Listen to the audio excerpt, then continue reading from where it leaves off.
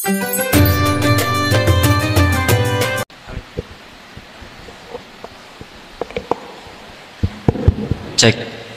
Oke. Assalamualaikum warahmatullahi wabarakatuh. Waalaikumsalam warahmatullahi wabarakatuh. Niki ada pertanyaan. Yang pertama, semisal kita sudah dilihatkan alam mukasyafah, apakah kita lanjut atau memperdalami atau berhenti atau biasa saja gitu? Soalnya kayak orang-orang kayak gitu, orang-orang teman saya gitu, itu katanya disuruh memperdalami gitu. Terus yang kedua, untuk zikir asror, sirur asror, itu mohon maaf saya belum tahu. Jadi saya ingin tahu untuk zikir asror itu tadi. Nggih. Sampun? Nggih, sampun. Alam mukasyafah adalah alam di mana kita dihadapkan dengan penuh karomah, penuh dengan kesaktian. Alam di mana terbukanya sir rahasia tentang gaibnya makhluk. Bapak Ibu, untuk malam hari ini kita akan membahas tentang masalah fasol 28 dalam kitab Hikam terkait janganlah kau berhenti ketika Anda suluk dihadapkan alam mukasyafah, karena di dalam alam mukasyafah itu seluruh umat manusia mayoritas kebanyakan terjebak di dalamnya dan akhirnya tidak mau lanjut ke alam musyahadah. Alam mukasyafah adalah alam di mana kita dihadapkan dengan penuh karomah, penuh dengan kesaktian. Alam di mana terbukanya sir rahasia tentang gaibnya makhluk, baik makhluk yang ada kaitannya dengan malaikah atau makhluk yang ada kaitannya dengan para jin atau makhluk ada kaitannya dengan surga dan neraka atau makhluk yang ada kaitannya dengan para arwah. Bahkan ada juga di situ masalah karomah yang sangat luar biasa, termasuk diantaranya jenengan dimudahkan Allah dalam hal mencari rizki, dimudahkan oleh Allah dalam hal mengetahui isi daripada maksud hati orang lain. Bahkan di situ Allah membuka rahasia apa yang akan terjadi, takdir-takdir apa yang akan terjadi jenengan dikasih tahu, dan ini masih ada kaitan erat dengan alam mukasyafah, dan ini belum dikatakan alam musyahadah. Makanya di dalam Al-Quran Allah memberikan ciri terhadap kekasihnya, ala inna auliya Allah. Itu tidak membahas sama sekali tanda-tandanya itu di alam mukasyafah. Justru di situ tandanya Allah sematkan di alam musyahadah, yaitu la khaufun alaihim walahum yahzanun. Hati sudah tidak ada rasa khawatir sing ngaji teko opo gak yo, ini sudah jam segini belum datang, padahal saya masih dalam perjalanan. Ditelepon yo gak iso, di WA yo gak dibuka. Nih, mohon maaf bagi yang WA selama ini mboten kula waca, langsung tak hapus. Ngapunten ingkang kepada. Yang muncul nomor juga begitu, tidak saya baca, langsung saya save gitu aja. Barangkali jenengan WA berapa kali kok gak dibaca, nggih mohon maaf gitu. Dulu sudah kami sampaikan untuk WA, telepon sementara waktu belum bisa kami layani. Saya hanya bisa melayani hari Sabtu habis ngaji rutin di pondok, langsung ketemuan saged. Bon. Bapak Ibu hadirin jamaah rahimakumullah.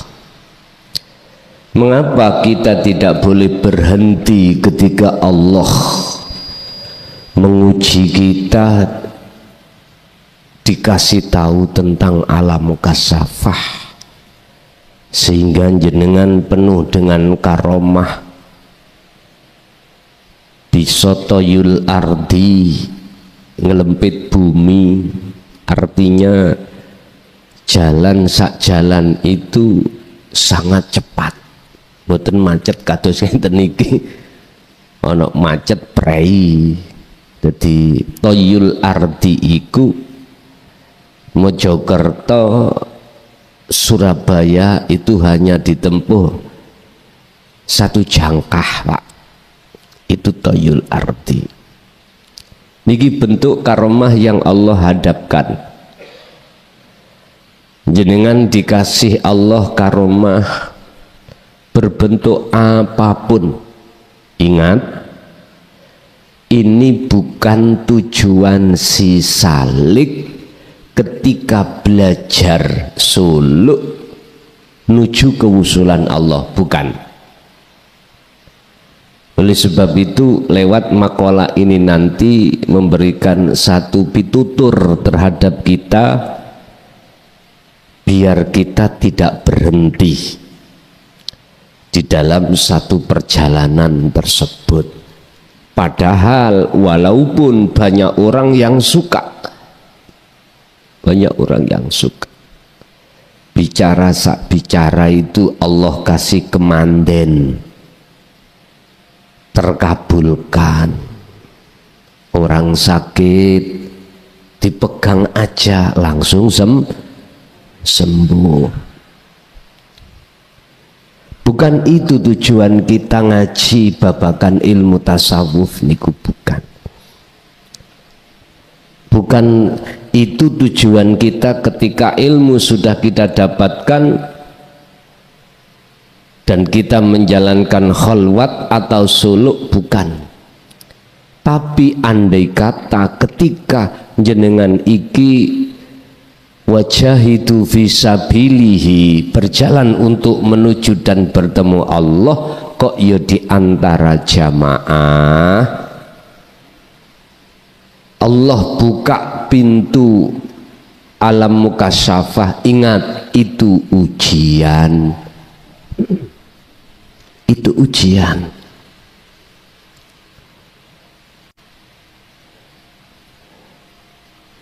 itu ujian. Artinya jangan pernah jenengan puas di situ, jangan. Ketahuilah bahwasanya perjalanan kita belum sampai. Lah, nanti kalau dibuka di alam musyahadah atau tanda-tanda kalau kita sudah liqo datang Allah, memenuhi dua kriteria ndak? Memenuhi dua kriteria di dalam hati jenengan boten? Sudah ada tanda-tanda di dalam hati kita dua kriteria ndak? Pertama, sudahkah hati kita senantiasa yang tidak mengenal waktu dan tempat selalu fal ya'mal amalan sholihan? Di situ. Ini bukan urusan jasmaniyah, ini urusan ruhaniyah. Sudah belum tiap saat dan waktu ruhaniyah jenengan iki selalu amalan sholihan? Wujud amalan sholihan kali kula adalah zikir. Itu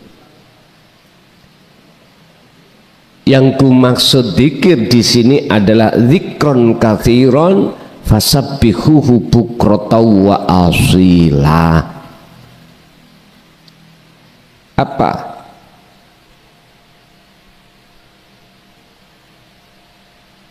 Hati jenengan ini ada satu rasa kesadaran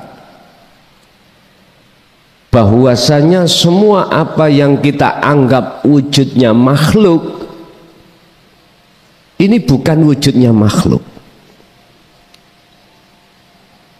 Niki dirasa loh Pak ya, di iman di dalam dada itu apakah sudah ada kriteria ini apa belum? Kalau dalam hati sudah tidak menganggap semua ini wujudnya makhluk, maka secara otomatis dalam hal yang berkehendak, dalam hal yang mengubah keadaan, dalam hal yang beraf'al apapun, pasti bukan makhluk. Inilah yang dimaksud yusyahiduna annal fa'ila huwallahu ta'ala. Di dalam hati jenengan ini akan selalu bermuncul rasa bahwasanya semua apakah wujudnya, apakah yang berkehendak, yang beraf'al, yang berperan, yang beraktor, semuanya adalah wahwa Allah subhanahu wa ta'ala. Dalam hati loh Pak. Akhirnya itulah yang menjadikan munculnya innani anallah la ilaha illa ana, disebut ana. Yang kedua, wala yusyrik bi ibadati rabbih ahada. Sudahkah kriteria yang kedua ini dalam hati sampean itu ada? Artinya dalam hal aktivitas apapun, baik ibadah murni atau tidak murni, hati jenengan itu sudah tidak ada selain Allah dalam hal apapun. La taj'alu ma'allahi ilahan akhar. Allah mengingatkan kepada kita, janganlah di dalam hatimu ada Tuhan selain Allah. Ini maksudnya dalam hal apakah wujudnya yang melakukan dan apapun, termasuk diri kita sebagai makhluk akan tiada. Ingat, siapapun dirimu wahai hambaku, jikalau kau bertemu aku pasti kau hancur, fanaklah dirimu. Saya ulang, barang siapa hambaku yang ingin bertemu aku dan bertemu aku, maka ketika bertemu aku hancurlah dirimu. Ini juga dikisahkan beliau Nabiullah Musa alaihissalam ketika beliau bermunajat dalam rangka menerima wahyu Allah kitab Taurat. Beliau berkeinginan ingin tahu wujudnya Allah. Apa yang terjadi? Dua hal, gunungnya meleleh, beliau Nabi Musa pingsan, artinya nggak sadarkan diri. Apa maksudnya? Wujud selain Allah tidak ada, termasuk diri kita. Maksudnya pingsan kita itu adalah fana alias hancur. Itu alam musyahadah. Apakah fisiknya nanti juga sampai ikut semaput atau pingsan? Tidak harus. Maksudnya adalah ruhaniyah jenengan ini sudah tidak sadarkan diri dari sifat basariyah alias orang majnun, hatinya loh ya, hatinya orang yang gila hanya pada Allah. Berkenaan dan dengan hal itu, mari kita buka makalah 28 tentang janganlah berhenti ketika kau khalwat bila mana dibukakan pintu alam mukasyafah atau Allah menghadirkan karomah terhadap dirimu. Qala musannifu rahimahullah ma aradat himmatu salikin an taqifa indama kusifalaha. Ma aradat orang ngarepake apa himmatu salikin sejone si salik antakifa ing yen to mandhep indama ing dalem ngersane himmah apa kusifa perkara kang den buka ilaihi maring himmah illa wana dadhu kejaba nyatakake ing salik huwa hawatiful hakikati opo suara hakikat rupane alladzi tatlubu maka sifate suara hakikat itu di depan Anda tidak ada lain kecuali mengatakan jangan berhenti. Bapak Ibu, ketika Allah membuka pintu karomah atau pintu alam mukasyafah terhadap jenengan, walaupun itu sangat di luar akal, mengherankan, nulayani adat, di luar akal, ingat, janganlah kau berhenti di situ. Suara hakikat akan bicara terhadap jenengan berupa apa? Janganlah kau kesensem, apa bahasa Indonesia kesensem, Pak? Terbuai dengan situasi di dalam alam itu. Di di mana jenengan akan ditemukan Allah terhadap gaibnya makhluk.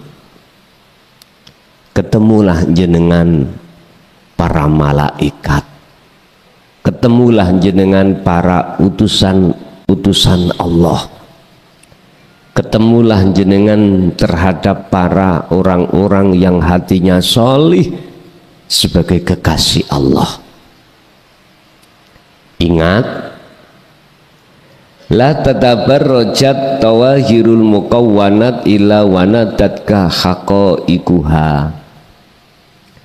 Itu Allah tampilkan terhadap jenengan semata-mata menguji jenengan.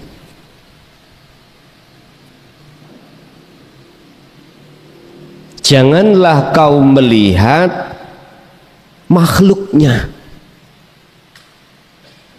Karomah iku makhluk, para kekasih Allah iku makhluk,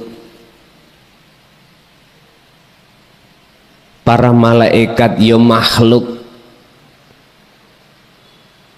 jin iblis ya makhluk, surga bahkan neraka juga makhluk. Jikalau iku Allah buka pintu, akhirnya jenengan bisa memandang, mohon maaf, keindahan alam dunia pada saat itu Bapak Ibu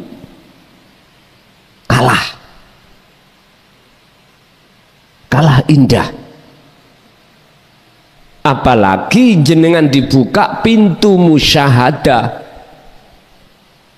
alam mukhadharah dunia ini indahnya, alam mukasyafah indahnya, semua akan kalah dengan indahnya alam akhirat atau alam musyahadah. Nggak bisa kita bayangkan, nggak bisa kita gambarkan bagaimana, nggak bisa, saking indahnya. Man ro'a, barang siapa melihat alam akhirat, pasti dalam hatinya akan campakkan alam indahnya alam dunia. Barang siapa hatinya melihat alam musyahadah, maka mereka akan mencampakkan indahnya alam muhadharah dan alam mukasyafah. Itu pasti. Makanya jangan puas hanya di alam mukasyafah, jangan puas, karena itu bukan tujuan kita. Tujuan kita hanya satu, ada di alam musyahadah, dan ini sudah kami tulis secara kitab. Proses mulai awal sampai ke akhir di alam musyahadah sudah kami tulis dalam satu kitab. Alhamdulillah sudah selesai, dan besok tanggal 26 sesuai dengan janji pencetak nyampe di pondok.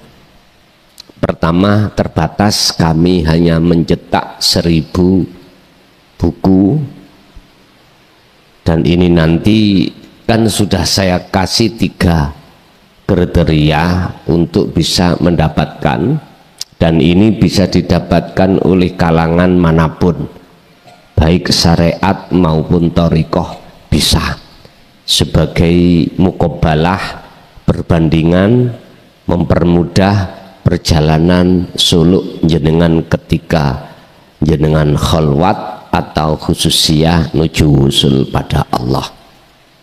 1 bisa langsung diambil di pondok, 2 bisa untuk saya bawa ke setiap saya ngaji, umpama di Surabaya gini ya, saya dari rumah berangkat bawa kitabnya sesuai dengan permintaan pengurus berapa yang diminta.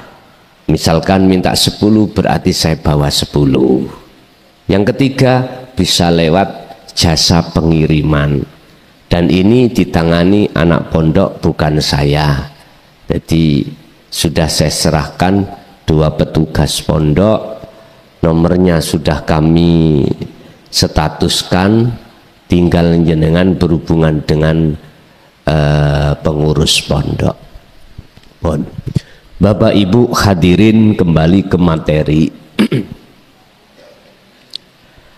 Apakah kita ketika khalwat atau suluk itu mesti dibuka alam mukasyafah? Belum tentu Pak, belum tentu. Tidak semua akan Allah buka. Cuman saja mayoritas itu memang gitu. Saya hanya berpesan biar panjenengan iki tidak terbuai di dalam alam mukasyafah. Tolong sekali lagi fungsikan zikir sirul asror itu ketika lebih-lebih jenengan iku menghadapi alam mukasyafah. Fungsinya kan ada 3 Bapak.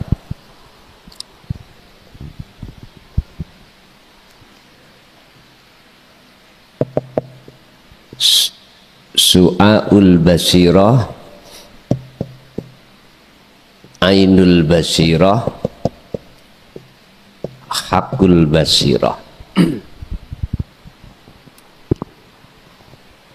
Su'aul basirah, fungsikanlah rasa di dalam hati iman. Rasa itu iman, iman yang sudah diihsan. Asahlah rasa itu, fungsikan rasa di dalam hati jenengan hanya Allah, jangan selain Allah. Mana? Ya hidup yang menguasai seluruh makhluk di alam mukasyafah itu. Sebab makhluk yang ada di alam mukasyafah itu nulayani adat Pak, tidak bisa masuk di akal, tidak masuk di akal. Kebanyakan ini siapapun kita suka Pak, suka. Allah tidak melarang jenengan kali kula iku suka di situ, silakan, tapi jangan berlebih-lebihan. Artinya janganlah rohaniyahmu itu menyaksikan, melihat makhluknya, itu maksudnya. Jangan berlebihan itu di situ. Caranya bagaimana? Sampai harus bersaksi terhadap siapa sesungguhnya yang bergerak, yang berperan di balik itu semuanya. Ingat, fil insani ay makhlukoti, iku ing dalam setiap diri manusia atau makhluk, syai'un utawi ono sesuatu, khafiyun kang amat rahasia. Wahuwa khaliq utawi syai' iku wujudullah. Ingat, setiap diri kita, di balik diri kita ada sesuatu yang rahasia. Itulah yang kumaksud Pak Bu, sebagai aktor, sebagai penggerak, sebagai yang berperan, sehingga bisa jenengan iki berjalan sampai di sini, sehingga jenengan bisa melihat, mendengar, seakan-akan bisa bicara, seakan-akan bisa beraktivitas kita itu. Tapi sebetulnya sumber itu dari khafiyun wa huwa wujudullah. Sebetulnya itu bersumber dari wujudnya Allah di dalam diri panjenengan. Inilah yang kumaksud. Lah, cara untuk bersaksi dan memandang jenengan dengan dzikir sirul asrar pertama di su'aul basirah ini. Gak disebut tapi dirasa. Seiring berjalannya rasa yang ada di dalam hati jenengan, maka Allah akan memperjalankan diri panjenengan di ainul basirah. Kedua, ini berarti sudah dikatakan masuk di dalam alam musyahadah, melihat, bersaksi terhadap yang sesungguhnya. Terus pertanyaan, apakah yang melihat itu makhluk, yang dilihat itu khalik? Kalau jawaban saya dari sisi ilmu, ya. Kalau jawaban saya dari sisi praktek di situ, fakta kenyataan, tidak. Terus yang menyaksikan dan yang disaksikan itu Allah sendiri. Nama makhluk ruhaniyah jenengan itu sudah tiada. Inilah namanya ainul basirah. Sehingga la ibsarun, beliau menyatakan dalam makalah yang lain, dikatakan makrifat atau ihsan iku la ibsarun wa mubsarun wa basarun. Yang melihat, yang bersaksi makhluk tadi fana, yang disaksikan khalik tadi fana, wa basarun, mata untuk melihat, mata hati untuk melihat itu juga fana.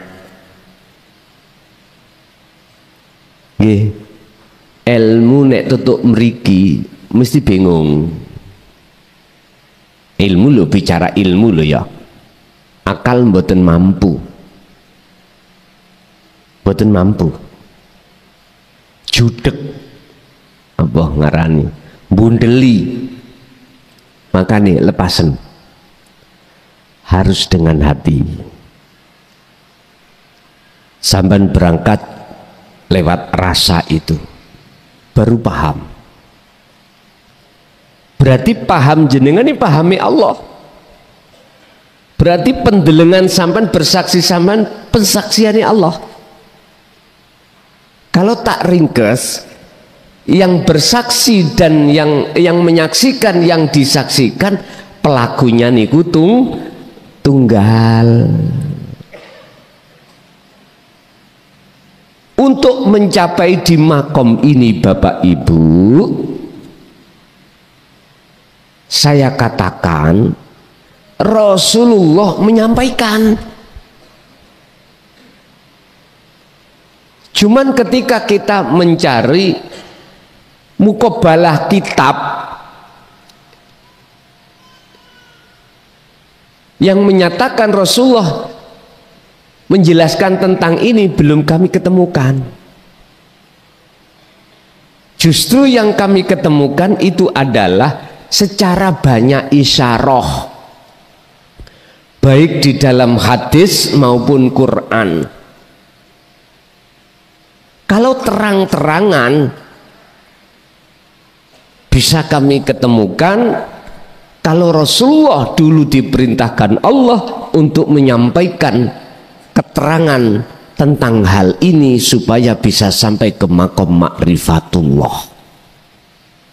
Sederhana,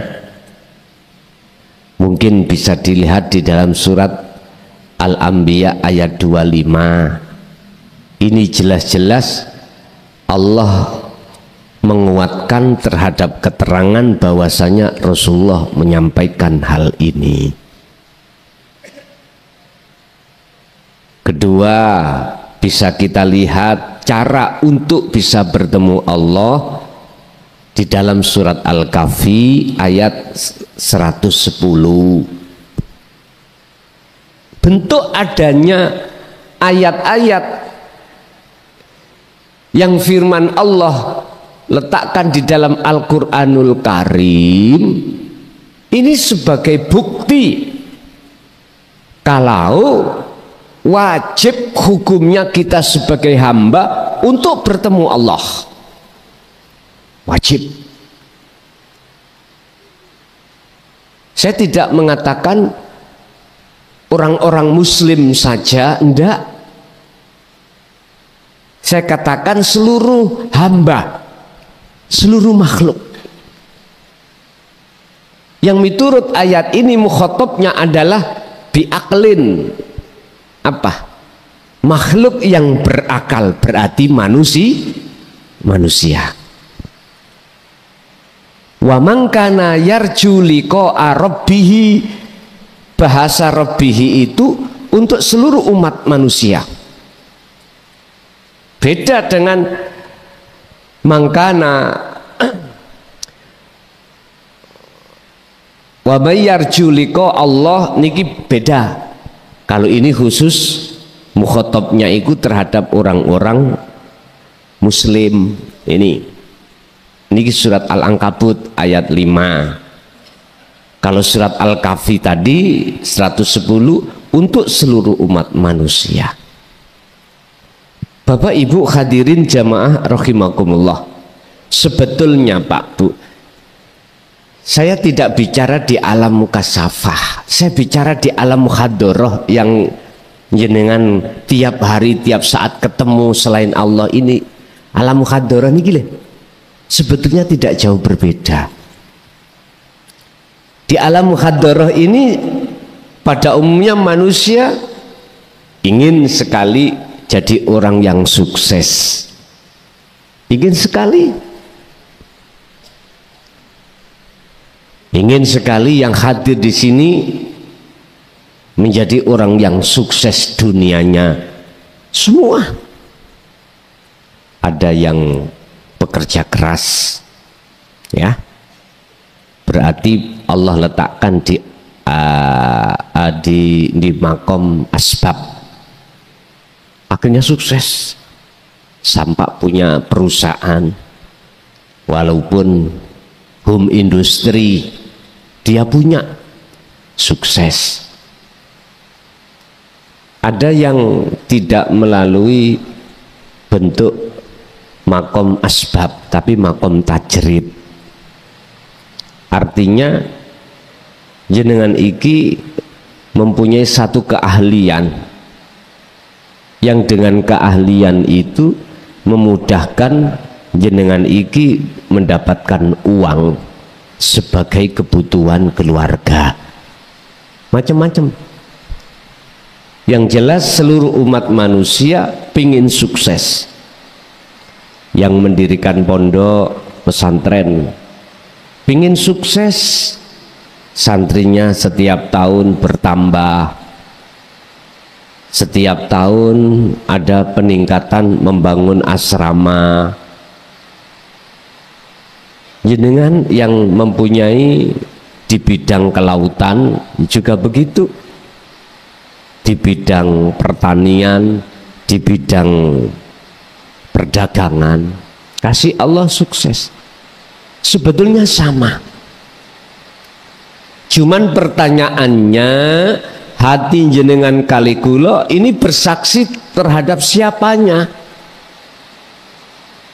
Kalau kita bersaksi terhadap makhluk seluruh yang berperan di situ, itu disebut sebagai orang yang, mohon maaf, terjebak di dalam keindahan makhluk, terjebak di dalam iman selain Allah, sampai dikatakan innama nahnu fitnatun fala takfur.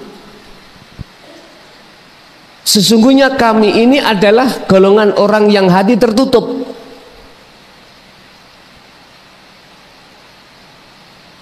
Jadi takfur itu tidak saya artikan kufur atau kafir, enggak. Saya artikan hati yang tertutup. Tertutup dengan apa? Makhluknya sendiri. Sehingga syai'un khafiyun, sesuatu yang rahasia di balik itu semuanya jenengan tidak akan pernah tahu kalau itu wujudnya Allah. Akhirnya dalam hati kita selalu ngaku-ngaku kita makhluk yang bisa ini bisa itu, mahir ini mahir itu, Jikalau ini kita biarkan, kata Allah, fi qulubihim maradun fazadahumullahu marada. Ini adalah penyakit. Tutup ini adalah penyakit. Kalau kita biarkan, tidak akan pernah sembuh, tidak akan pernah pisah penyakit dengan hati kita. Kalau itu tidak pernah sembuh, bahkan bertambah, maka hati kita, Bapak Ibu, setiap saat dan waktu akan selalu buta terhadap Allah. Dan barang siapa ketika saat di dunia mata hatinya buta terhadap Allah, maka di akhirat pun juga buta. Wa adallu sabila, dan kebutaan kita ini bahkan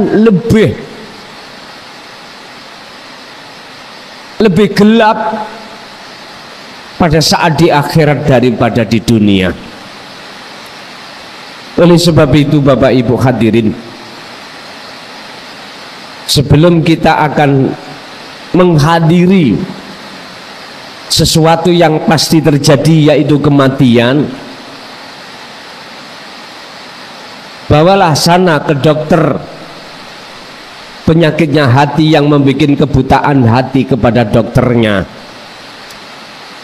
Dokter yang bisa menyembuhkan penyakit dari hati kita hanyalah Allah.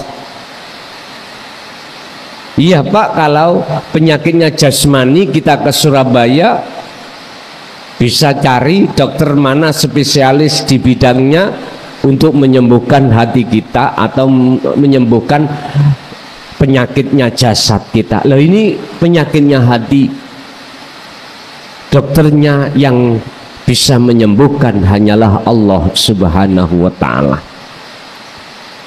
Bapak Ibu hadirin jamaah rahimakumullah, berarti kita menghadapi fitnah dua. Pertama, fitnah di dalam alam muhadharah, yaitu bertemu makhluk.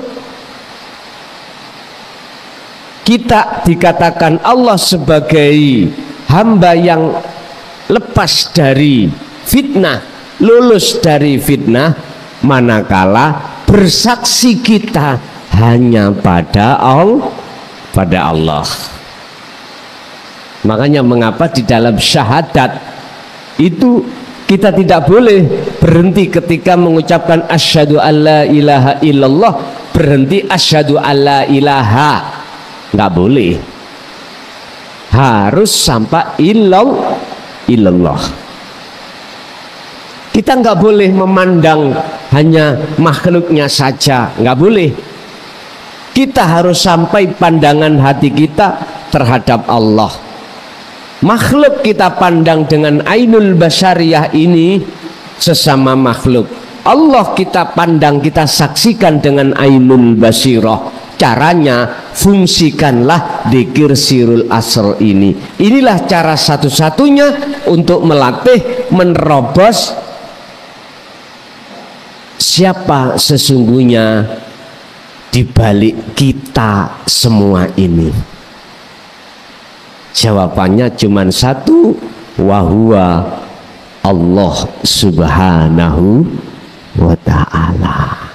Bapak Ibu, ini pesan yang harus panjenengan bawa ketika jenengan menghadapi alam muhadharah dan alam mukasyafah.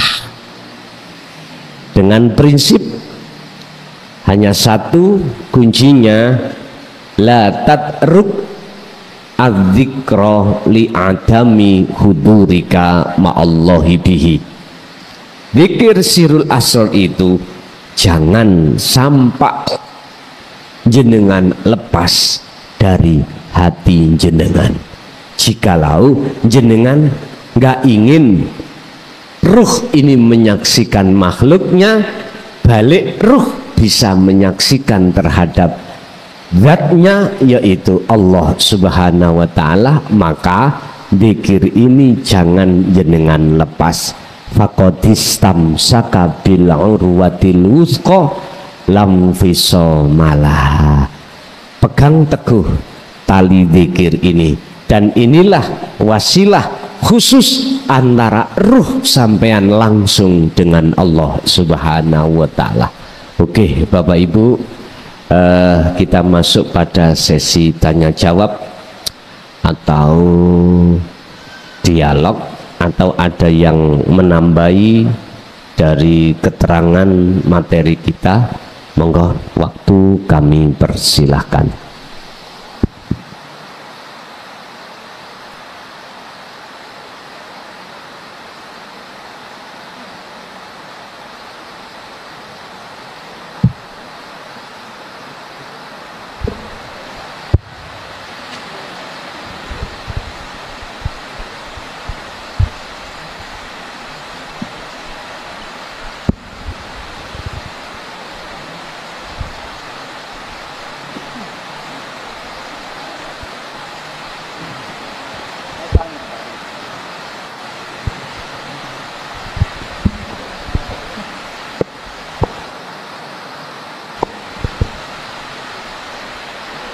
Assalamualaikum warahmatullahi wabarakatuh. Kula beni saking Rangka Gus. Ngeten Gus, kula badhe ranglet di saat saya menjalankan qolwat semampu saya, baik di yang murni maupun yang tidak murni, terutama yang murni. Di saat saya bangun di tengah malam, saya melakukan sholat sunnah dulu 2 rakaat. Setelah itu tawasul dengan orang tua dan para wali Allah, dan saya lanjutkan dengan qolwat. Di saat qolwat itu saya lagi semangat Gus.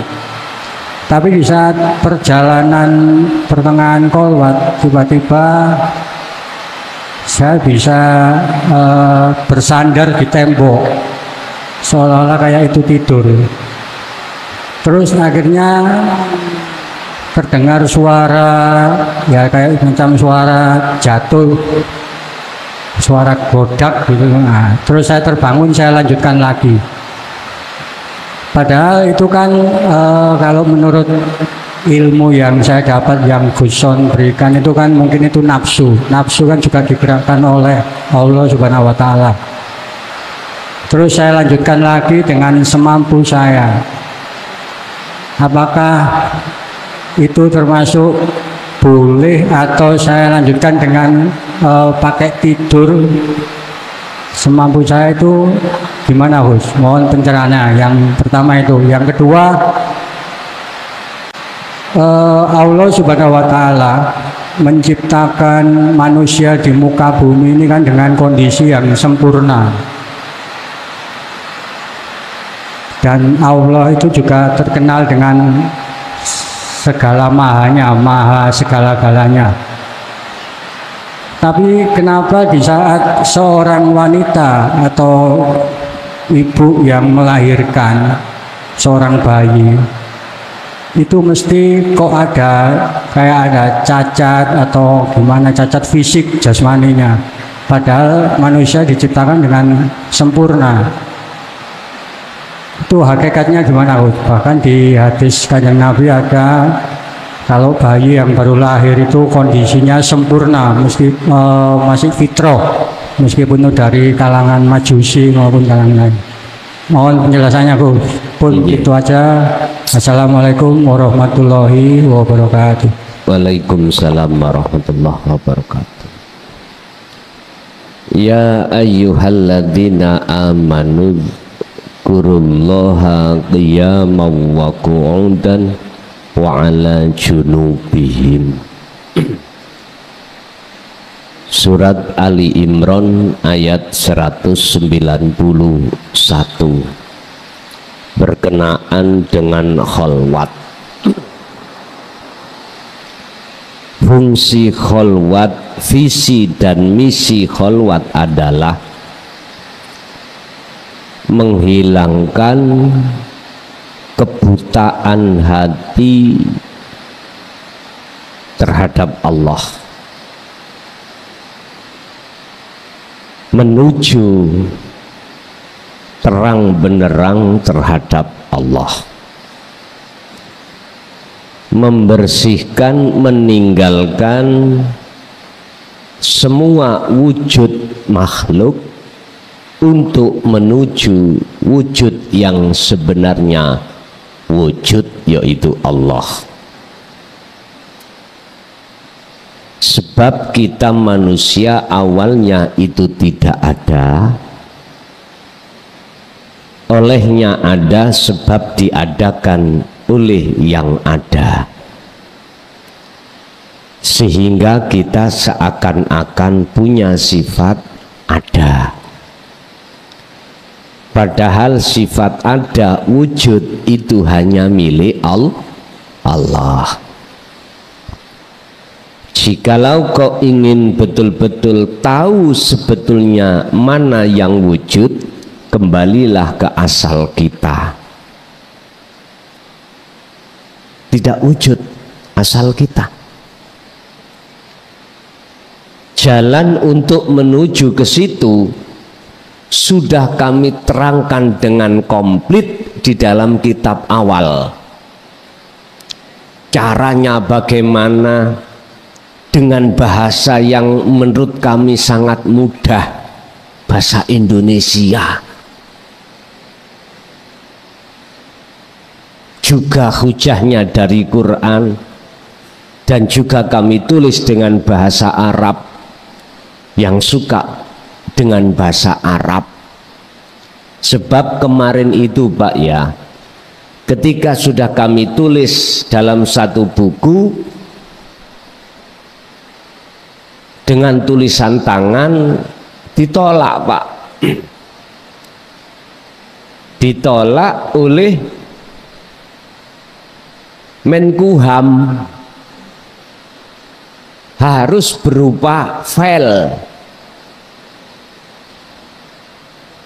Padahal maksud kami ini sudah jadi bukunya, saya kirimkan biar dipelajari, nanti dikasih izin apa enggak.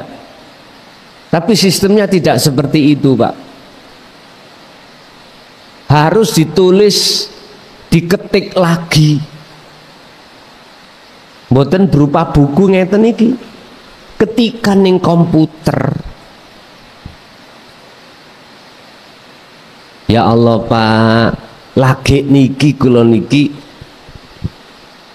ngetik ning komputer, belajar mulai lagi niki dengan bahasa Arab susah banget menurut kula lho, mboten nate ya nih. Jadi yo lama banget kuliah. Bila mana di situ nanti banyak salah ketik, wong namanya sih belajar ngetik, ya tolong dibetulkan kalau menemukan kesalahan itu. Sebab manusia siapapun pasti suatu saat ada satu kesalahan. Ya mohon dibetulkan. Bila mana salah titik, ya ditambahin, nek kurang titik ya tambah ono titik. Kalau kelebihan titik ya kurang ono titik. Tapi kami pun berupaya untuk semaksimal mungkin di situ. Akhirnya di situ, akhirnya diproses, sampun di Menkumham sudah dikasih izin, izinnya sudah turun, berarti sudah dikoreksi, berarti layak untuk dibuat belajar, layak. Bapak Ibu, ketika jenengan khalwat di situ kok terputus, apakah boleh kami lanjutkan kembali? Pak Bu, sesuai dengan surah Ali Imran ayat 191, boleh. Bahkan dengan cara apapun boleh jenengan. Berdirikah, monggo. dengan duduk model bagaimana monggo, bahkan dengan berbaring pun boleh, silahkan. Lah tujuan kholwat atau suluk adalah hati sampean meninggalkan perkara selain Allah dan untuk bertemu Allah. Lah ketika jenengan sudah sampai pada tujuan kita kembali ke asal, berarti kita kan tidak ada Pak, nanti akhirnya tidak ada. Lah disitulah yang ada hanyalah yang ada, hanya Allah subhanahu wa ta'ala. Makanya inilah yang disebut tauhid, la ilaha illa ana. Hanya ada yang ada cuman ana. Maksudnya ana Allah. Masiwallah, perkara selain Allah, ketika saat itu di zona itu, detik-detik itu, jenengan sudah tidak ada. Yang ada cuman aku Allah. Ini kalau dikatakan sudah jenengan iki kembali ke asal. Ini pernah Allah tawarkan terhadap beliau Nabiullah Adam alaihissalam, ketika Nabi Adam itu melanggar aturan Allah memakan buah khuldi, akhirnya diusir Allah dari surga ke dunia. Ketika saat di dunia ditawari oleh Allah, Adam mau kembali ke negeri asalmu, jenengan kali kula ditawari Allah mau kembali ke asalmu. Nabiullah Adam jawab, nggih, tapi ono syarate, fatalaqqa Adamu mir rabbihi kalimatin fataba alaih. Nabi Adam wajib menerima kalimat. Yang dimaksud kalimat ini adalah wahyu. Inilah pengajaran terhadap hati kita, bagaimana caranya miturut wahyu itu kita kembali ke asal. Itu namanya wahyu kalimat. Bagaimana cara ruhaniyah kita ini kembali ke asal. Asalnya fitrah, ya kembali ke fitrah. Asalnya tiada, kembali ke tiada. Ini maksudnya. Siapa yang mau kembali ke situ, termasuk Nabiullah Adam, fataba alaih, fataba, maka Allah menerima taubatnya si Nabiullah Adam ini dari kesalahan beliau pada saat itu. Apa kesalahan kita? Hati bersukaria dengan syahwatud dunya. Ini Pak kesalahan kita. Dengan begitulah hati kita akan beriman pada selain Allah. Ini kesalahan kita.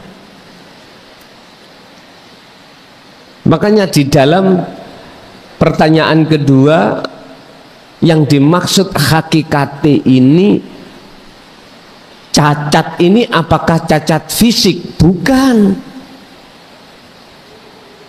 Cacat rohaniah Pak. Rasulullah sampun dawuh kullu mauludin yuladu alal fitrah. Apakah minal Islami, Majusi, Nasrani, semua bayi yang dilahirkan itu adalah maksudnya fitrah.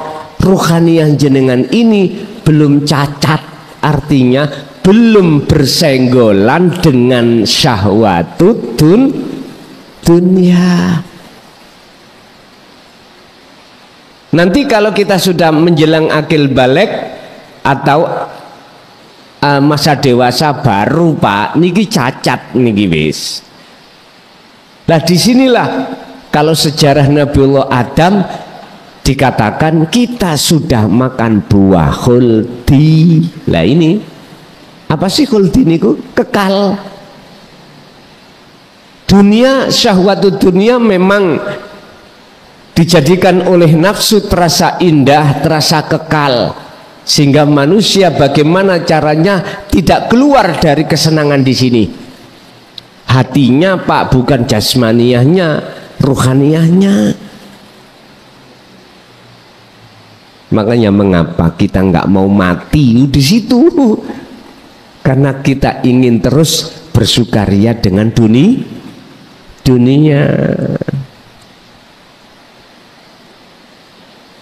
Padahal kematian itu suatu kejadian yang mesti terjadi, dan itu awal sebagai kehidupan perjalanan jenengan datang Allah. Bagi siapa? Bagi mereka yang ketika saat di dunia belum membahas tentang kehidupan. Lah niki perjalanan kehidupan. Siapa mereka yang dikatakan sebagai orang yang belum membahas tentang perjalanan kehidupan? Mereka yang belum mendapatkan kalimat atau wahyu. Hati siapapun kita dikatakan yang belum menjalankan perjalanan kehidupan menuju dan bertemu Allah adalah kita yang belum mendapatkan kalimat. Makanya kita terus diarahkan nafsu untuk tidak tinggalkan al-hayat dunya.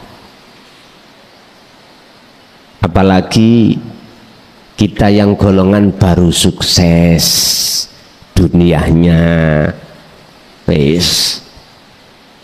Makanya dikatakan khuldi itu di situ kekal, dibikin kekal lah kesenangan dunia ini oleh nafsu terhadap hati kita. Padahal Allah sudah dikatakan ad-dunya mataul ghurur. Tidak ada kehidupan kenikmatan dunia ini kecuali hanya menipu. Disitulah Pak kesadaran, kalau sudah kalimat itu kita terima akan muncul kesadaran. Akhirnya disinilah orang yang dikatakan mulai berjalan menuju dan bertemu Allah. Wajahidu fi sabilihi. Inilah orang yang dikatakan orang yang berjalan menuju dan bertemu Allah. Jadi yang dikatakan fitrah sempurna itu ruhaniyah Pak, bukan jasmaniyah. Bukan. Sebab Allah tidak memandang gambar jasmaniyah tapi memandang gambar ruhaniyah. Ruhaniyah kita itu gambari bersaksi mingkol bin zahidin au mingkol bin rohibin, bersaksi condong nang Allah, terhadap Allah, apakah selain Allah? Selain Allah. Oke, lanjut.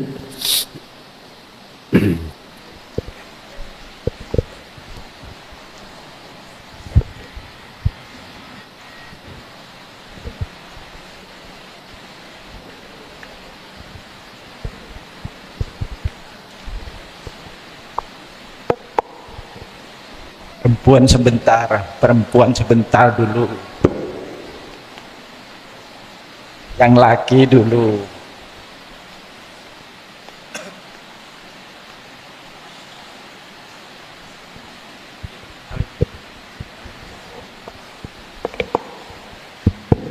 Cek. Oke. Assalamualaikum warahmatullahi wabarakatuh. Waalaikumsalam warahmatullahi wabarakatuh. Niki ada pertanyaan. Yang pertama, semisal kita sudah dilihatkan alam mukasyafah, apakah kita lanjut atau memperdalami atau berhenti atau biasa saja gitu? Soalnya kayak orang-orang kayak gitu, orang-orang teman saya gitu, itu katanya disuruh memperdalami gitu. Terus yang kedua, untuk zikir asror, sirur asror, itu mohon maaf saya belum tahu. Jadi saya ingin tahu untuk zikir asror itu tadi. Nggih. Sampun? Nggih, sampun. Nggih. Gitu aja. Ketika Allah bukakan pintu mukasafah, apakah kita memperdalami di situ atau biasa-biasa saja?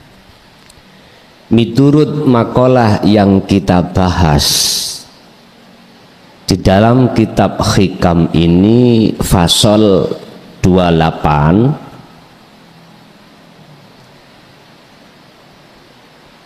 kita diperintahkan untuk lanjut menuju ke musyahadah. Berarti jangan hiraukan. Jangan hiraukan. I'lamu annama amwalukum wa auladukum fitnah. Ketahuilah bahwasannya makhluk yang Allah hadapkan, apakah anak, apakah harta benda, itu ujian. Artinya di belakang layar inilah yang harus jenengan temui. Berarti maksudnya lanjut, jenengan iku lanjut menuju yang sir, menuju yang khauf, menuju yang rahasia, yaitu bertemu Allah. Bukan menikmati di dalam isinya mukasyafah, enggak. Ruhaniyah ini maksudnya masuk ke dalam atau berjalan terus menuju yang paling rahasia di dalamnya. Jadi bukan menikmati makhluknya, bukan, tapi terus menuju dan bertemu siapa sebenarnya di balik layar itu. Ini maksudnya makalah ini mensarankan terhadap kita untuk tidak pernah berhenti. Jadi yes, biasa-biasa mawon, biasa-biasa aja. Kita pun juga tidak bisa menolak, karena itu ya yang menghadapkan ujian juga Allah. Jikalau Allah tidak menghadapkan ujian mukasyafah, walaupun jenengan poreh cari untuk berkasaf, ya juga tidak bisa. Pokoknya datangnya tidak diundang. Jikalau datang tidak bisa ditolak, jikalau tidak datang tidak bisa kita rebut. Ingat, tujuan kita cuma satu, liqa'illah, bertemu Allah. Bon. Yang kedua, tentang dzikir sirul asrar. Sebelum kita membahas dzikir sirul asrar, Pak, sebelumnya ada tahapan dzikir.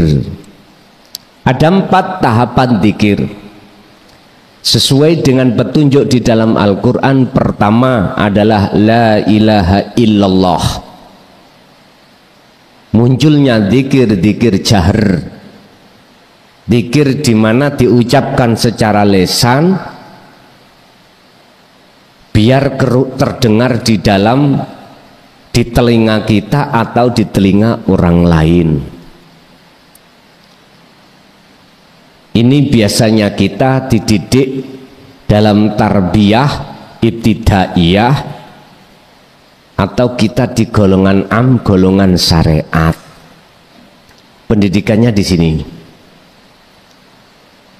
Naik satu tingkat, dzikir yang kedua adalah la ilaha illa huwa, yang memunculkan dzikir sirri, dan ini biasanya dipelajari di dalam golongan-golongan kita yang sudah di thariqah. Niki dzikir yang mempelajari tentang sifat. Kalau pertama tadi mengenalkan nama Tuhan kita adalah Allah. Kalau la ilaha illallah itu membahas tentang sifat-sifat. Sifat Allah bagaimana? Ada sifat wajib 20 terbagi menjadi 4, nafsiyah, salbiyah, ma'ani dan maknawiyah. Ada lagi sifat mokhalnya Allah 20, dan ada juga sifat jaiznya Allah 1. Niki secara aqaid uluhiyah. Ada aqaid nububiyah terhadap Rasul dan Nabi, sama sifat, ada sifat wajibnya, sifat mustahilnya, sifat jaiznya. Sifat wajib Rasul dan Nabi juga ada 4, mustahilnya 4, lalu sifat jaiznya 1. Ini praktek di dalam hati, ngucap Allah, Allah, Allah, tidak diucap di lisan tapi diucap di hati. Ini namanya dzikir sirri. Tauhidnya munculnya dari la ilaha illallah. Ini menurut versi Quran loh Pak ya. Naik satu langkah, dzikir sirul asror, muncul dari tauhid la ilaha illa anta. Umpama saged kula tulis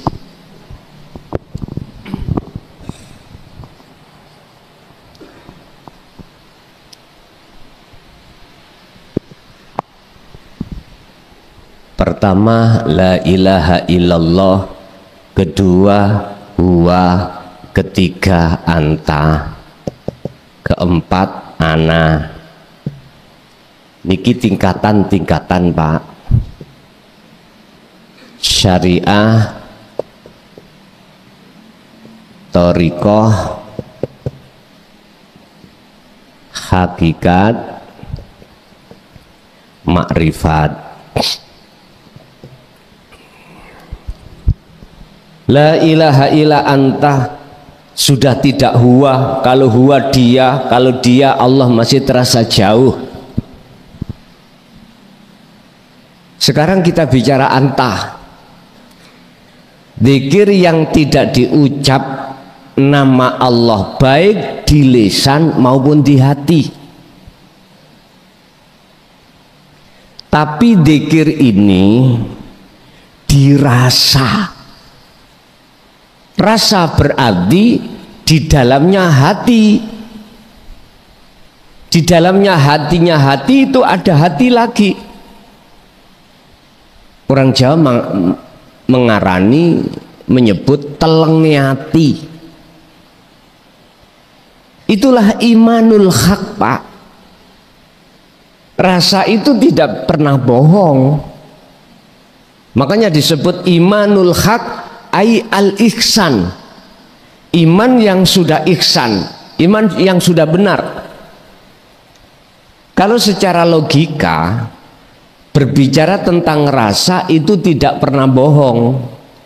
Jenengan makan jeruk yo rasa jeruk, makan durian yo terasa durian, nggak bisa dibalak-balik. Artinya apa?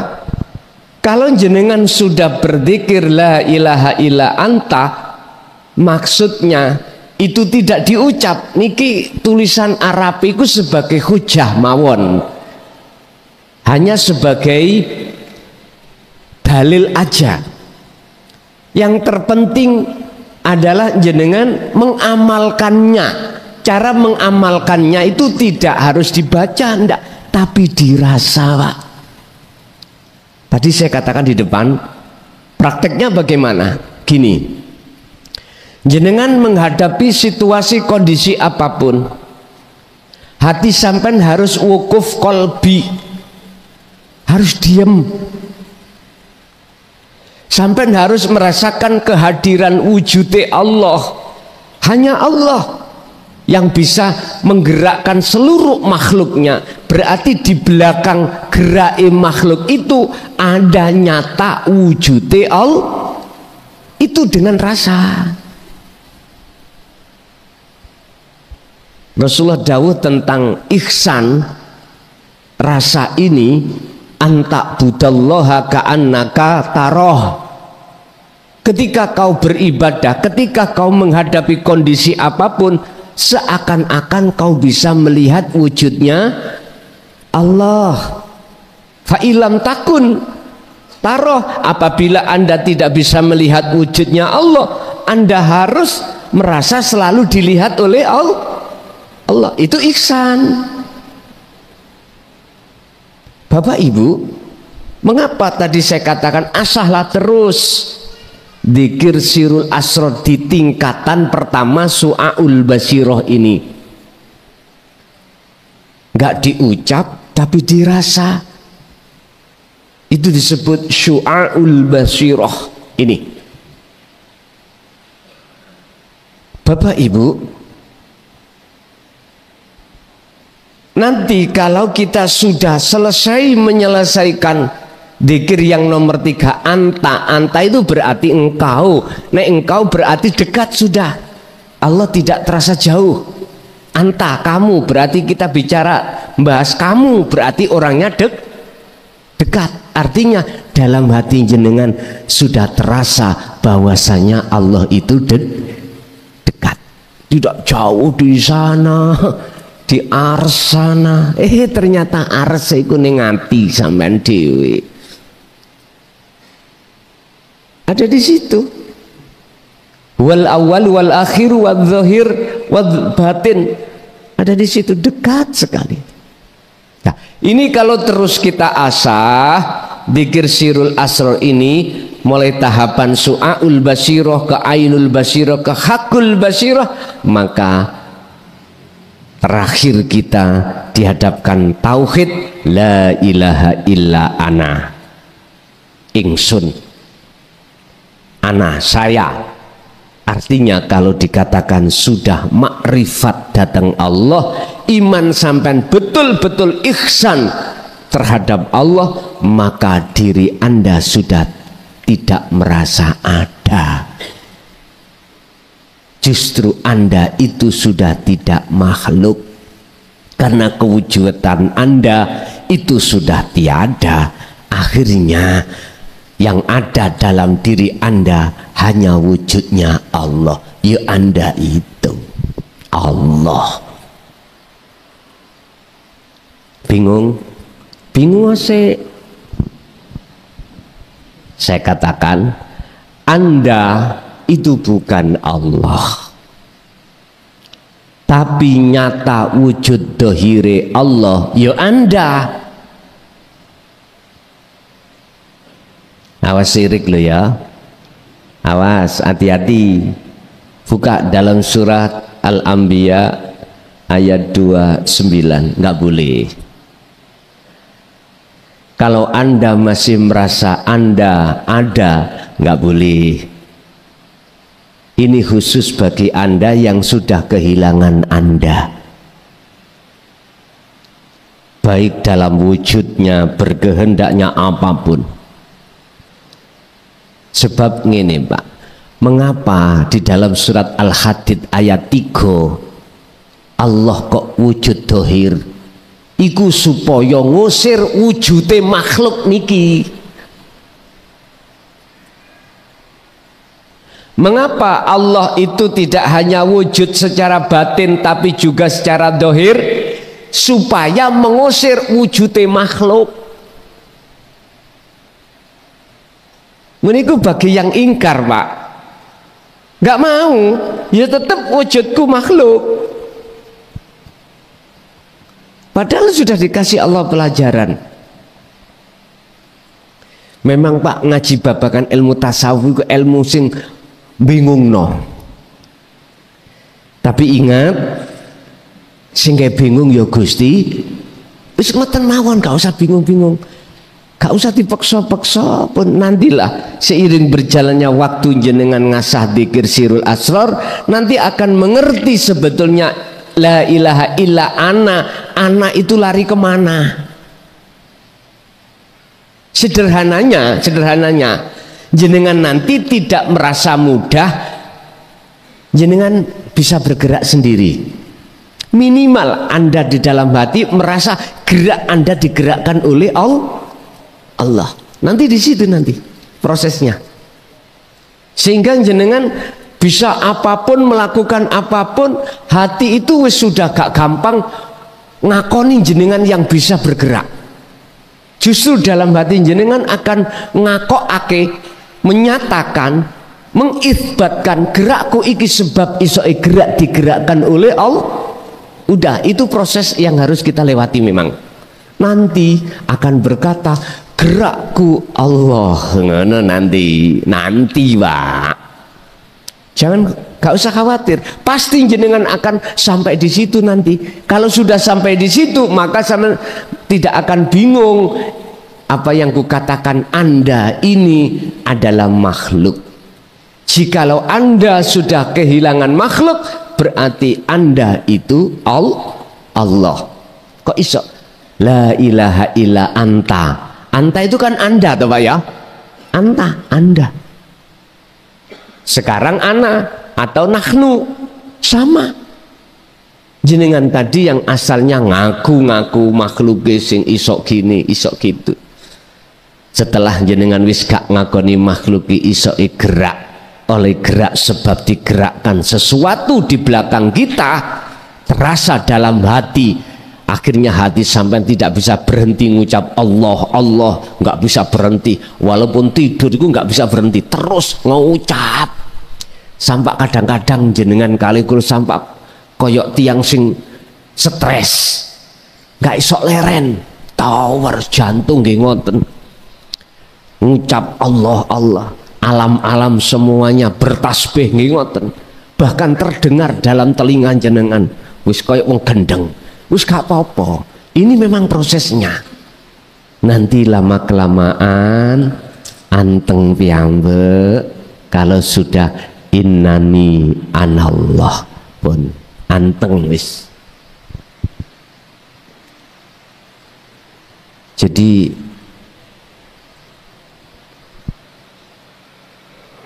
sirul asal di situ Pak ya.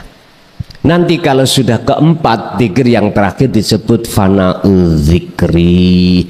Inilah proses-proses tentang dzikir dan ini sudah kami tulis di dalam kitab itu sendiri.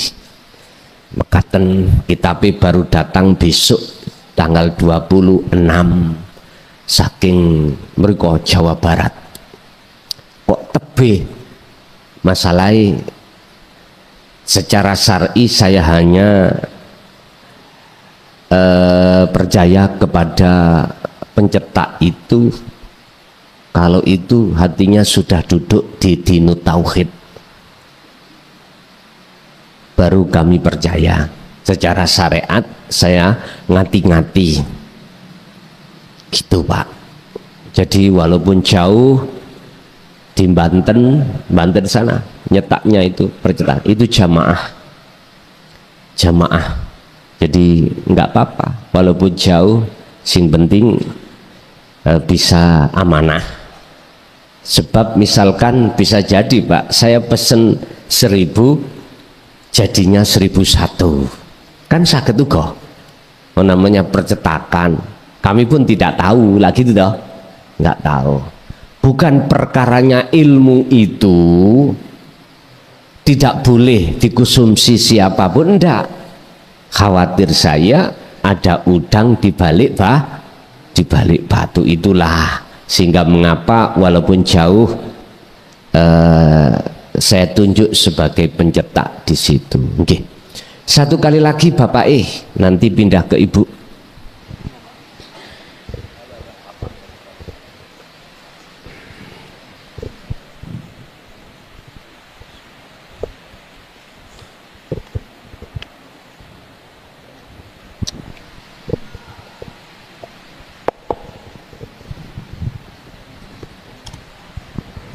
Ada.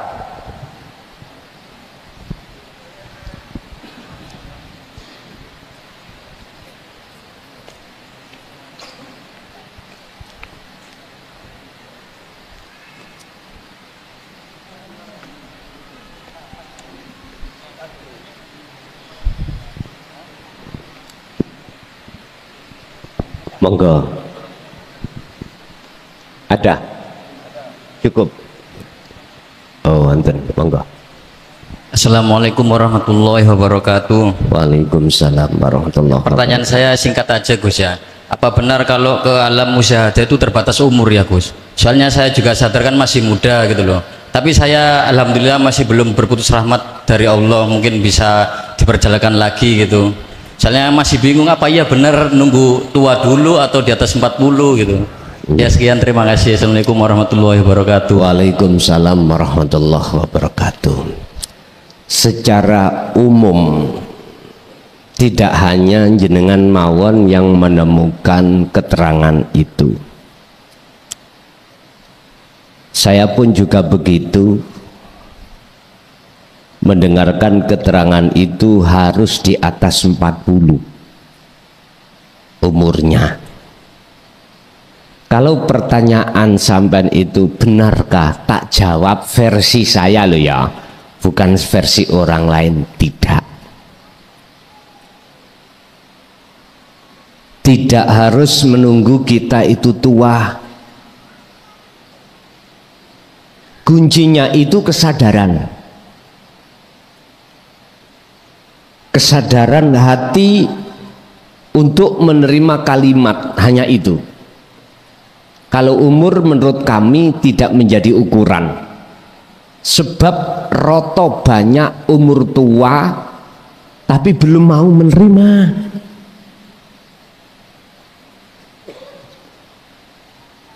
S2. Padahal kalimat itu setiap saat dan waktu Allah pampangkan. Hidayah itu setiap saat dan waktu selalu Allah pampangkan di dalam ayat-ayat yang bersifatkan kauniyah ataupun Qur'aniyah. Nah, di belakang dua ayat ini ada tersirat ayat yang sangat rahasia. Apa kauniyah? Ya alam ini Pak. Qur'aniyah yang tertulis. Di balik semua maksud itu ada yang tersirat. Ini yang jarang orang mau terima. Inilah yang ku maksud kalimatin wahyu Allah.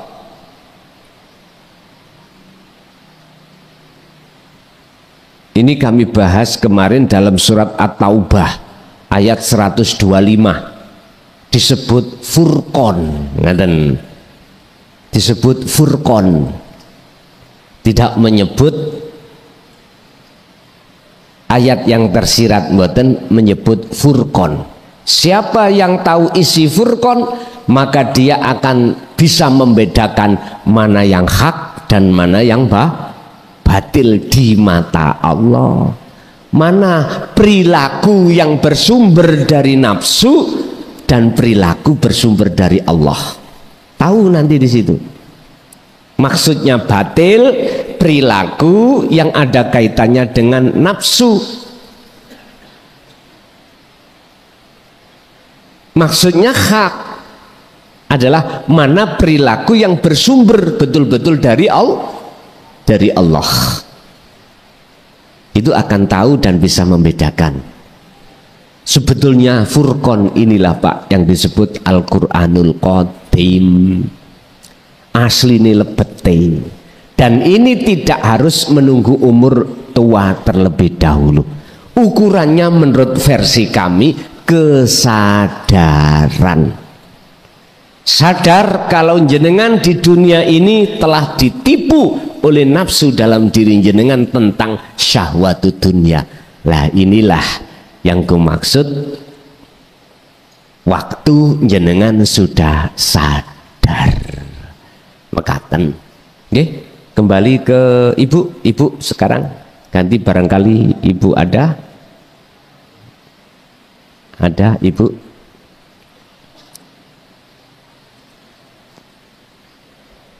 Ibu nggak ada? Coba kita kasih kesempatan ibu, barangkali ada.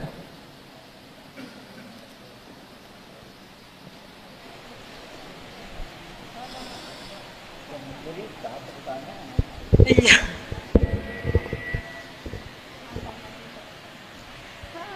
Assalamualaikum warahmatullahi wabarakatuh. Waalaikumsalam warahmatullahi taala wabarakatuh. Sebelumnya saya minta maaf Gus karena mas saya masih pemula dan mungkin yang saya tanyakan agak keluar dari yang dibahas di hari ini.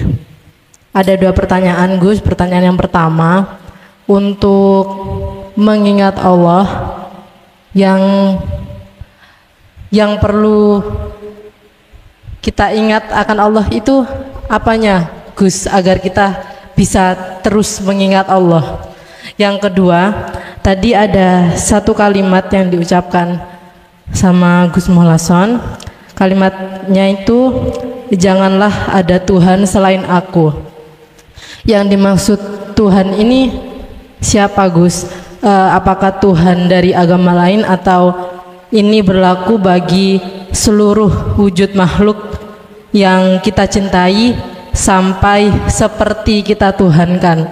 Terima kasih Gus. Wassalamualaikum warahmatullahi wabarakatuh. Waalaikumsalam warahmatullahi wabarakatuh. Untuk senantiasa hati itu selalu terpaut mengingat Allah, itu yang kita ingat apanya?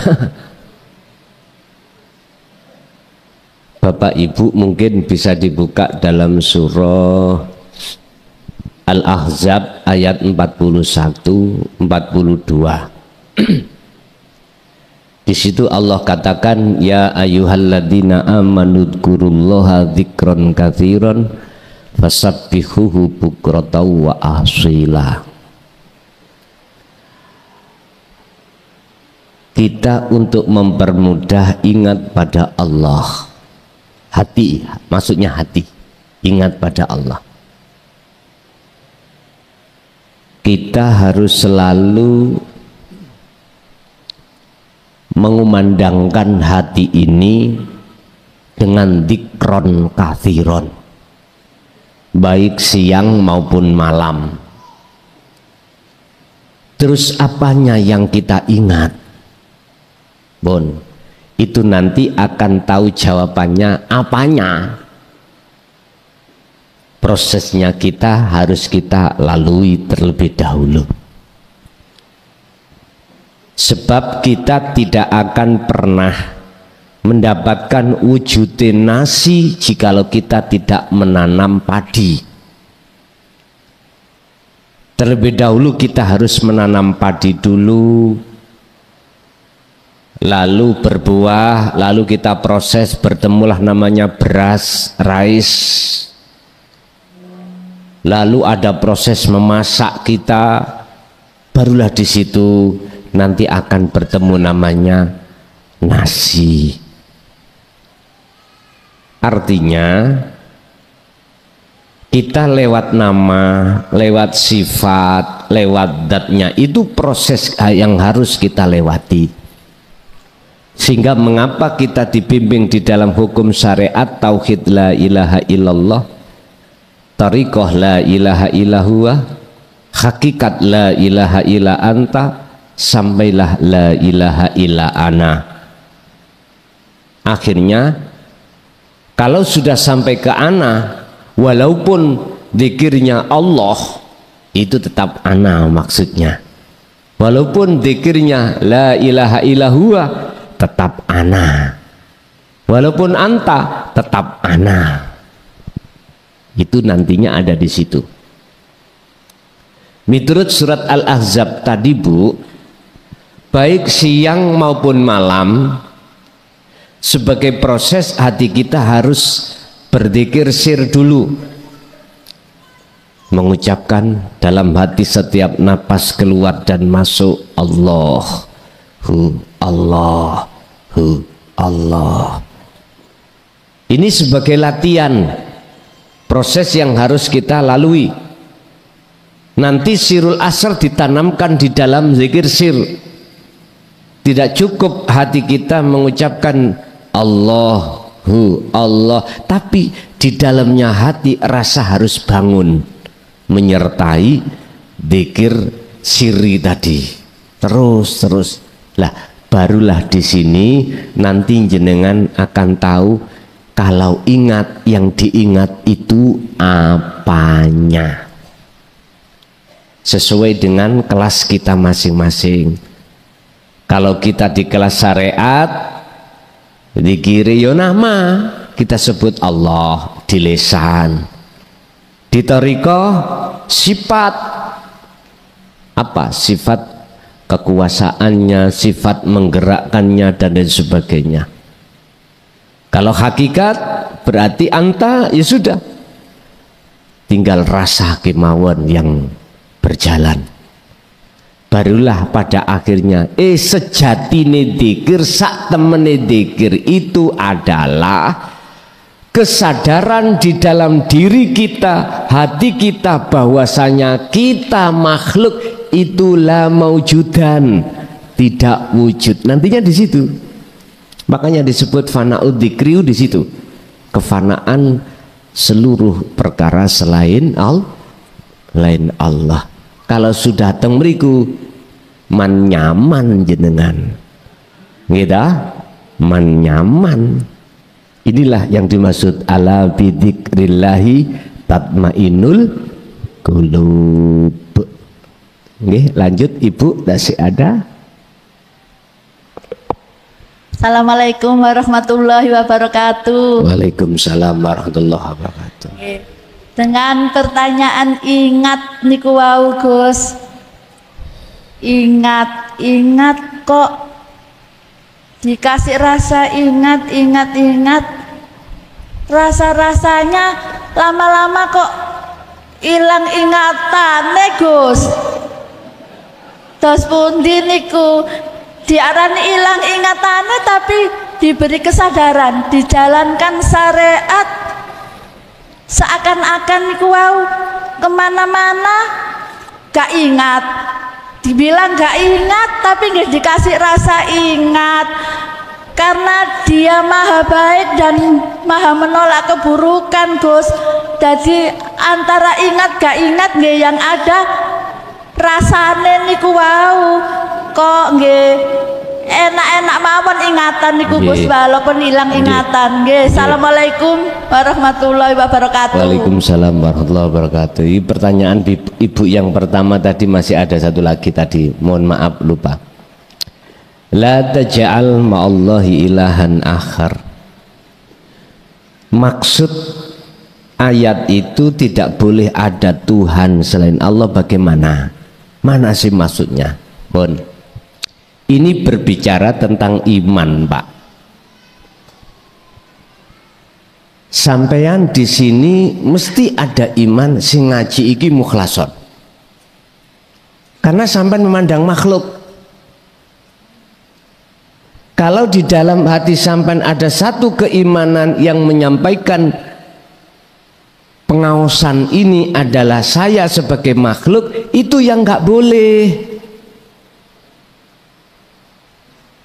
Iman yang seperti itu yang tidak nggak boleh. Ini contoh kecil aja, Pak. Sebab di dalam Al-Quran sudah saya gali 30 juz menemukan 11 ayat yang mengatakan bahwasanya malakum dzarra wala naf'an, selain Allah itu tidak bisa memberikan manfaat atau mencegah mudarat, nggak bisa. Yang bisa cuman Allah. Saya kan makhluk, bisa apa? Kan sudah jelas Rasulullah menyampaikan di dalam hadis sahihnya, la haula wala quwata illa billah. Allah juga nyatakan di dalam ayatnya, wallahu khalaqakum wa ma ta'malun. Inilah yang dimaksud la taj'al ma'allahi ilahan akhar. Jangan ada iman di dalam hati sampean selain Allah. Mana makhluk tadi? Beriman yang bisa memberikan tausiah adalah makhluk yang statusnya sebagai apapun, guru ataupun teman ataupun, nggak boleh. Hati loh Pak ya, hati yang ku maksud. Jangan ada iman Yang iman itu mengimani kepada makhluk yang bisa memberikan hidayah, yang bisa memberikan petunjuk, yang bisa apapun mendatangkan manfaat. Allah sudah katakan, kalau nggak salah di dalam surat Al-Qasas, innaka, sesungguhnya kaum Muhammad, niki langsung Rasulullah loh ya, langsung Rasulullah yang kita anggap sebagai makhluk yang termulia, lah gitu toh, di sisi Allah, yang kita anggap sebagai seorang makhluk figur yang maksum. Mohon maaf, saya tidak bermaksud untuk menyudutkan selama ini apa yang kita fahami, enggak. Saya cuman belajar untuk memberikan pencerahan di dalam ayat itu. Innaka, sesungguhnya kaum Muhammad iku la tahdi man ahbabta, tidak bisa memberikan petunjuk hidayah sekalipun orang dekatmu. Niki Rasulullah, kamu khotobnya adalah Rasulullah secara muhakamah, secara syariat tafsirnya. Kalau secara mutasabiah seluruh makhluk. Lah, terus siapa yang memberikan petunjuk yang bisa mendatangkan manfaat hidayah? Walakinallaha yahdi may yasha. Akan tetapi yang bisa memberikan petunjuk hanyalah Allah terhadap hamba yang dikehendaki. Artinya apa, Pak? Sederhananya gini, jikalau di belakang, di luar, di dalam, di kiri, di kanan, di atas, di bawah, yang tanpa mengenal waktu dan tempat pada diri saya, jikalau tidak ada Allah, nggak mungkin coro lesanku ini bisa gacor. Tahu gacor, Pak? Nggak akan pernah bisa. Itu mandangnya sampean harus dengan ainul basirah, Bu, bukan ainul basariyah. Kalau ainul basariyah nanti kelihatan yang wujud itu makhluknya, kelason. Kebanyakan itu gini, Pak, ketika jenengan iki memandang dengan mata dohir, imannya itu mudun ke mata hati, berbentuk rasa iman, jenengan iki beriman yang menyampaikan itu makhluk. Kebanyakan ngoten. Dari mana datangnya lintah? Dari sawah turun ke kali. Dari mana datangnya iman atau cinta? Dari mata turun ke hati. Jangan begitu. Jenengan harus memilah antara hak dengan yang batil. Hak berarti makhluk saya ini, batil mohon maaf, batil adalah saya makhluk ini, hak adalah Allah. Di belakang layar ini, tolong hati sampean harus memandang dan bersaksi terhadap Allahnya. Inilah yang dimaksud la taj'al ma'allah ilahan akhar. Jangan sekali-kali kau menjadikan Tuhan dalam hatimu selain Allah. Berarti ketika jenengan beriman, yang menyampaikan hati jenengan beriman, kalau kelason iki yang menyampaikan, berarti jenengan telah mencari Tuhan sakliyane Gusti. Wis, hukumin apa niku? Ya bunayya la tusyrik billah, inna syirka la zulmun azim. Ini miturut sudut pandang kacamata hakikat, bukan syariat. Kalau syariat ya jelas makhluk. Kita harus pilah-pilah itu. Itu maksudnya, Bu. Nah, berikutnya masalah ingat, hilangnya ingat, akhirnya malah nyaman. Memang betul, kita pertama diperintah untuk berzikir, iling nang Allah. Kalau sudah dikatakan dikron kathiron, sebetul-betulnya ingat, jenengan gak merasa ingat, wong jenengan wis gak ono kok. Bagaimana mungkin sesuatu yang fana itu bisa melihat yang wujud? Gak mungkin. Bagaimana mungkin sesuatu yang tidak ada itu bisa melihat, bisa ingat pada yang ada? Nggak bisa. Inilah yang kusebut pelakunya tunggal itu di situ. Yang bisa melihat yang ada, yang adalah sendiri. Berarti jeruk makan Nah, di situ Bu. Memang nyaman, di situ sudah nyaman. Makanya istilah wong gila, wong gendeng iku los, bebas. Tak ngerti nggih? Bebas segala hukum. Wong gila nih lho Pak. Di dalam hukum syariat pun juga begitu. Tidak wajib sholat, tidak wajib puasa, tidak wajib apapun karena gila, tidak berakal.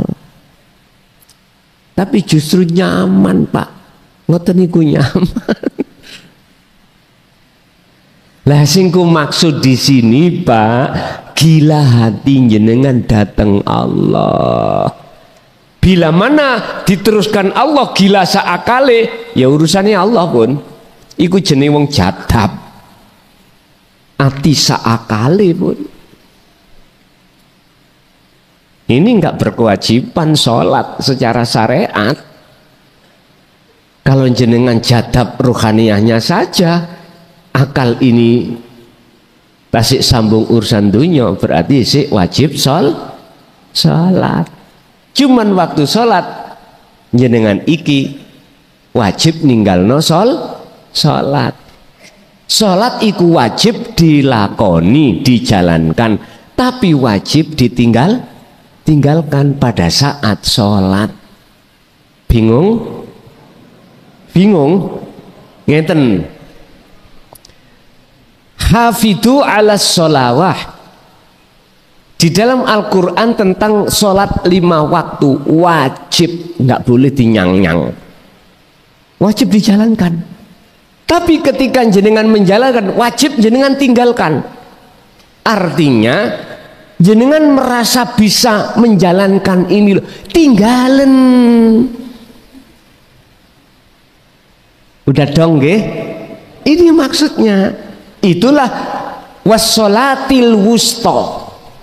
Hafidhu ala sholawah wassolatil wusta. Sholat tengah iku jikalau tanda-tanda juga dijaga, dijalankan, Anda tidak merasa bisa melakukan sholat. Inna sholati wa nusuki wa mahyaya wa mamati iku lillahi rabbil ngalamin. Jadi rasa yang merasa bisa kita tadi berdiri, rukuk, sujud, duduk, kita tinggalkan. Sudah nggak ada rasa yang seperti itu. Yang ada cuman Allahnya. Paham nggih? Nggih niku wassolatil wusta. Setelah itu baru dikatakan waqumu lillahi qanitin ay khosyiin. Barulah di situ akan menemukan sholat yang khusyuk itu di situ. Baru. Kalau tidak wassolatil wusta sampai pegang, tidak bisa Pak. Jenengan sholat terus tidak, hati tidak ingat garwa bini, nggak ingat istri suami, nggak ingat pekerjaan, nggak bisa. Tetap hati kita akan teringat pada selain Allah kecuali wassolatil wusta. Sampai buka lah dalam Al-Baqarah 238. Di situ tidak ada tanda wakof antara kalimah sholawat dengan al-wusta. Nggak ada pemutus. Hafidhu ala sholawah wassolatil wusta. Bahkan di situ ada penyambung wawu ataf ya, antara sholat 5 waktu dengan sholat, antara sholat syariat dengan sholat hakikat, antara sholat jasmaniyah dengan sholat ruhaninya, nggak bisa dipisahkan. Nggak ada tanda-tanda huruf pemisah, justru penyambung ada. Al-Baqarah 238 di situ, mungkin saya pelajari beli. Ini jadi leres Bu, hilang ingatnya, justru disitulah yang ingat dia sendiri. Pun itulah man nyaman maksud saya tadi. Nek wis ana teng mriku ya Allah masyota, walaupun lah istri kita ngowel-ngowel nggak masuk di dalam hati, ya dah, melebu kanan keluar kiri terus gitu, nggak akan mempengaruhi hati jenengan untuk ikut marah-marah. Boten. Satu kali lagi Ibu, kalau masih ada.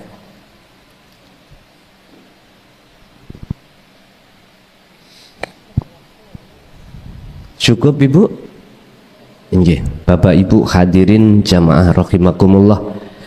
Itulah apa yang Allah berikan pada kesempatan malam hari ini tentang pengetahuan ilmu untuk sebagai modal kita berkholwat lebih baik. Mudah-mudahan menjadi satu ilmu yang bermanfaat. Monggo kita tutup dengan doa Fatihah. Semoga semua apa yang Allah hadapkan terhadap kita, anak-anak kita, keluarga kita, betul-betul Allah menariknya dalam hidayahnya. Lahumul Fatihah.